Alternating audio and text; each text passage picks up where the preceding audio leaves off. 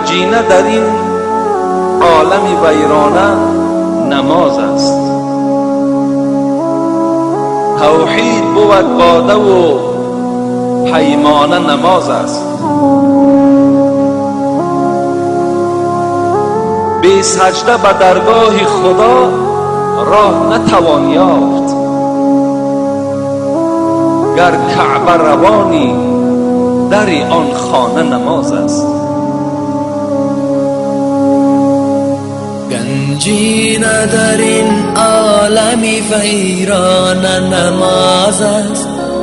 توحید بود باده و پیمان نماز است.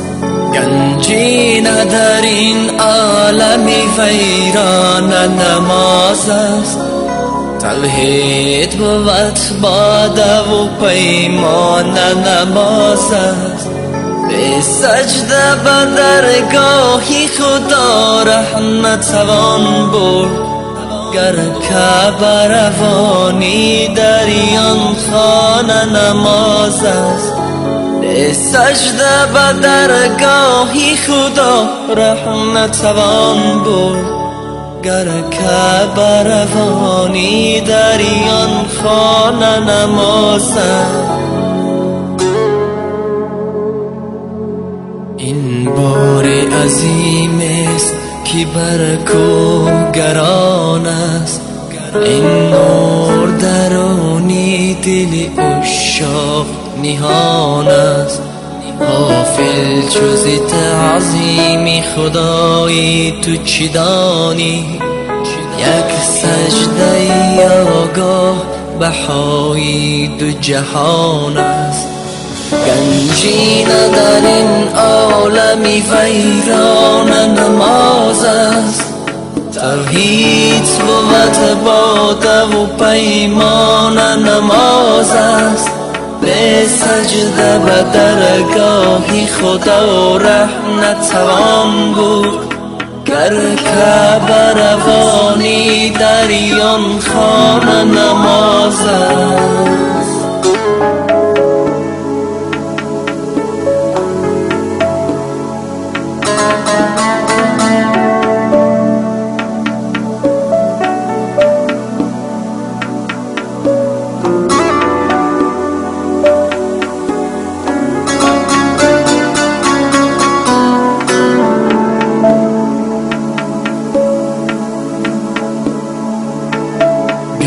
در دل تو درد و غمی عشق خدا نیست.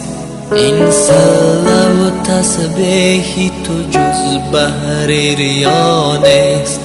گر عشق ز چشمی تو روان نیست. یقین است که اندر دل سنگین تو یک ذره صفا نیست.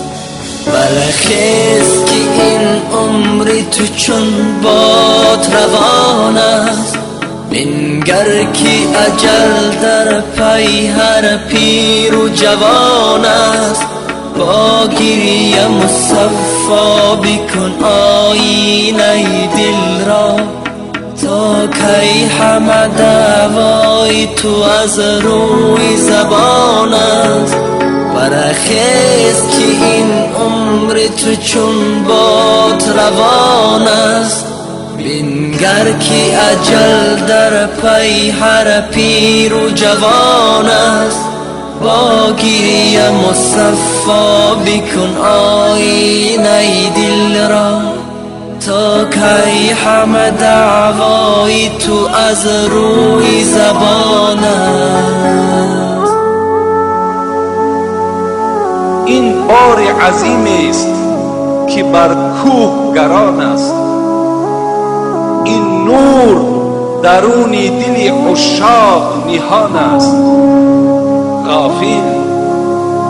غافل جز تعظیم خدای تو چی دانی؟